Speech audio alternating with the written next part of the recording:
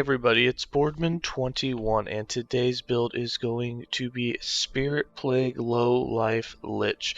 People were asking for a low life Lich build that was based around the Plague Staff, and you can definitely use that for this build as it increases your poison damage as well as all the other dots that we'll be doing. I, however, crafted a weapon that is just slightly better than the Plague Staff. It doesn't have the same amount of poison chance or any of the other ailments that come with the Plague, but it has a massive amount of cast speed, which is really what you want.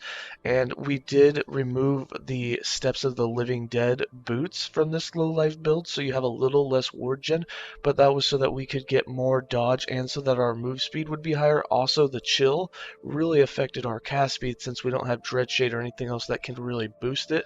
So we decided to just drop the boots out, and that allowed for us to have much more cast speed. And there's a few interactions that allow you to just get crazy damage with this build. The number one interaction being that as low life and with no leech, you already have an impressive amount of damage, but then Spirit Plague on top of that can give you 75% more damage over time for every enemy that it inflicts.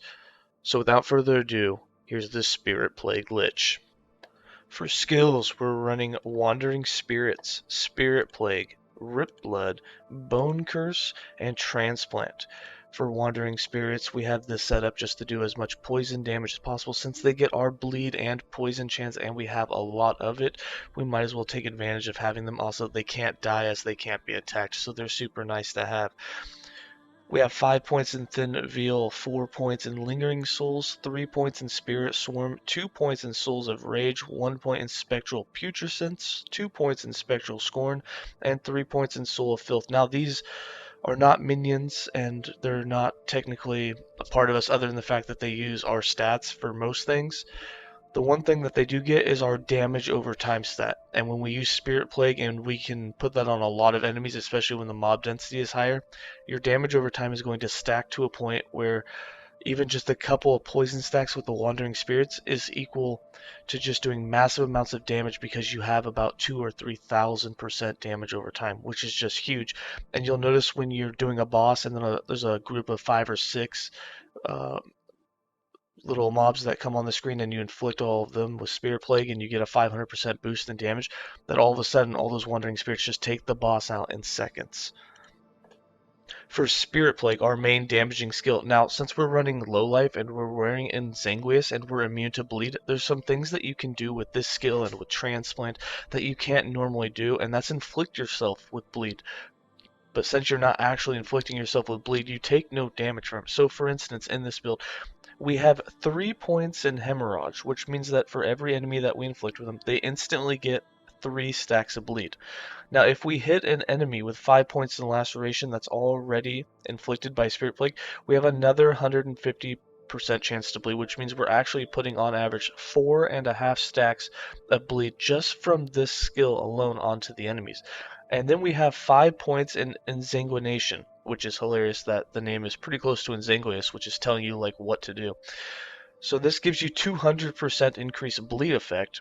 It'll also put 5 stacks of bleed on you, but since you're wearing Insanguius, you're immune to bleed, which means it actually doesn't affect you. All you get out of this is a 200% increase bleed effect, which is huge.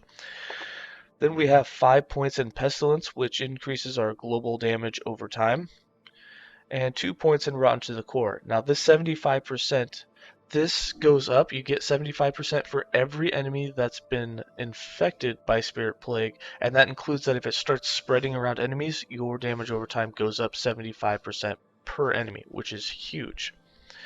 For Rip Blood, we're using this to apply more poison and to get some ward. We have double splatter going. We have 1 point in Eviscerate, 1 point in Splatter, 2 points in Arcane Absorption, 1 point in Rip Spirit, 1 point in Arcane Fortress, 2 points in Hemomancer, 5 points in Gushing Wound, 1 point in Septic Wound, 4 points in Quenching, 1 point in Hematology, and 1 point in Mana Feast. We don't actually cast this ourselves, it's just going to be cast from Transplant itself. For Bone Curse, we are using Bone Curse as it's something that can just auto cast once every 6 seconds, giving us damage for 5 seconds. Now, Spirit Plague doesn't do hits, and Wandering Spirits don't count as your hits, so they don't get the damage from Bone Curse either when we use it and we get to apply Bone Curse on hit for 5 seconds. However, you do detonations with transplant that do hits, and so transplant will apply all those burn cases for every detonation that goes off. So if you transplant right on top of something, you actually do a bunch of detonations, and all of those detonations apply bone curse, and they're all crits, and it's a massive amount of damage when you transplant on something.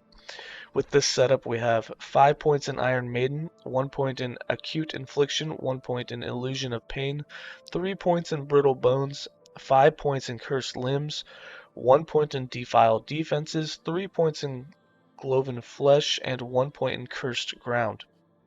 And then for Transplant, we have this set up to get some mana back, to cast Riplet, and for a bunch of detonations. We have 1 point in Acolyte's Fervor, 3 points in Dance of Blood, 3 points in Sadism, 3 points in Pale Blood, 1 point in Rain of Blood, 1 point in Hemophilia, 3 points in Depravity, 2 points in Black Mirror, and 3 points in Scarlet Rain.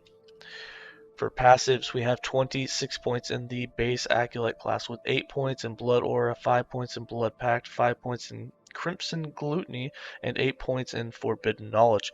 No points in the Necro, and 88 points in the Mastered Lich, with 8 points in Crippling Insight, 8 points in Survival of the Cruel, 8 points in Dance with Death, 6 points in Serrated Bones, 8 points in Desolation, 8 points in Lasting Stench, 1 point in Hollow Lich since we do not want to leech life, 8 points in Unclosing Wounds, 10 points in Decaying Form, 8 points in Ageless Aseptic, 5 points in Soul Maul, and 10 points in Mind over Body. For items, we're running these idols that give you a chance to bleed and a chance to poison while at low health. These are pretty rare, it took a while to find them, but you can get some, and they really increase the amount of bleed that you do and the poison chance that you'll do at low health. And since we're always at low health, you're getting both of these. You basically get an extra stack of bleed and poison with these idols. Now remember, Spirit Plague does not hit, but Bone Curse hits, and so does Transplant with the detonations, and that's where you're getting a huge benefit from these. Spirit Plague is basically just being used to really boost your damage over time, so that when you do Transplant, it's just a massive amount of damage on an enemy. Now we wear in Zanguius on the chest piece. This is what gives us the immunity to bleed. For our staff, we're using a staff because spell damage increases just about everything that we're doing. With it, we have cast speed, spell damage, poison on hit, slow on hit. You don't have to do the slow on hit. You don't really need the spell damage. The cast speed is very important to really increase the damage that you're going to be doing. For our helm, we have shared bleed effect, increased health, intelligence, set glancing blow. We have set health on the amulet with a bunch of dodge. We have set dodge and set glancing blow on one ring. On the other ring, we just have set dodge and intelligence. We have set glancing blow on both the relic and the belt. And then for the boots, we have set dodge and set health. We have that on the gloves as well, and the other set health is on the relic. So we have 4 pieces of set health, we have 4 pieces of set glancing blow, and 4 pieces of set dodge to really maximize our defense. Now, for our character sheet, you'll see we're running no defenses. We have 57% dodge. We do have our 100% glancing blow. Our damages here are sitting between 5 and 600%. This damage over time, I can get this when you have a lot of enemies on the screen. You can get up to 3,000% or even more, depending if you go higher in the arena or have more mob density. You can get 3,000% damage over time or higher. Remember, for every enemy that's inflicted with Spirit Plague, you get 75% more damage. So if you have 100 enemies that were all inflicted, you would have 7,500 damage over time. Now, by the point you've reached that, those enemies are going to be dying from the dots that are on them so quickly anyways that you're not going to get that high of a stack. Perhaps in the very high arenas, but your survivability on this, since you're not leeching and ward regen is really your only defense, that with the dodge that we have, you're only going to go until you get hit. Alright, I'm going to go ahead and give you guys some more gameplay.